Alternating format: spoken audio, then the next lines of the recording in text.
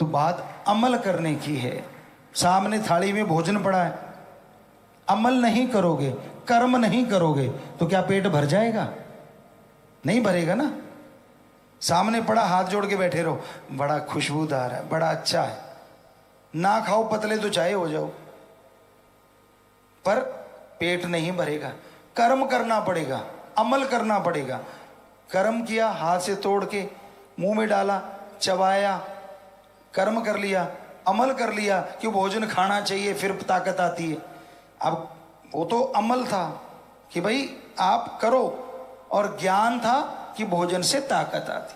तो ज्ञान जोगी और कर्म जोगी के बिना आदमी अधूरा है, और ज्ञान और कर्म दोनों एक दूसरे के बिना अधूरे हैं। सिर्फ कर्म करते जाओ, ज्ञान नहीं, तो गलत कर्म कर दोगे तो दुख पाओगे। और ज्ञान है, कर्म नहीं करते तो अकेला ज्ञान बोझ ढोने के अलावा कुछ भी नहीं। इसलिए ज्ञान लो और ज्ञान के अनुसार कर्म करो, यकीन मानो खुशियों से माला माल जरूर हो जाओगे। तो आदमी, इंसान कर्म करने के लिए इस दुनिया में आया है।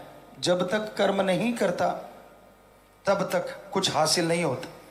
कई सवाल करते, गुरुजी धर्म तो कहते हैं कि जो भगवान ने लिखा है वो होके रहेगा, तो हमारे कर्मों में जो लिखा है वो तो मिलेगा। इसका मतलब आप सोते रहो? नहीं, ईश्वर ने लिखा है, कुछ ना कुछ तो मिलना ही है, वो सारा ही मिल जाएगा।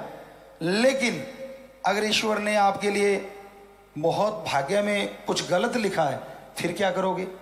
क्योंकि ईश्वर ने साथ में ये भी लिखा है कि मैंने ये सारी चीजें इसको दी, अगर ये कर्म करेगा तो ये हासिल कर लेगा, वरना खाली भी रह सकते हो। कर्म करके आप पहाड़ जैसे भयानक कर्म को, कर्म कौन सा? सुमरन, प्रभु की भक्ति। कर्म करके पहाड़ जैसे भयानक कर्म को कंकर बना सकते हो, और कर्म करके आने वाली खुशी को दूर करके आप पहाड़ जैसे दुख को भी बुला सकते हो।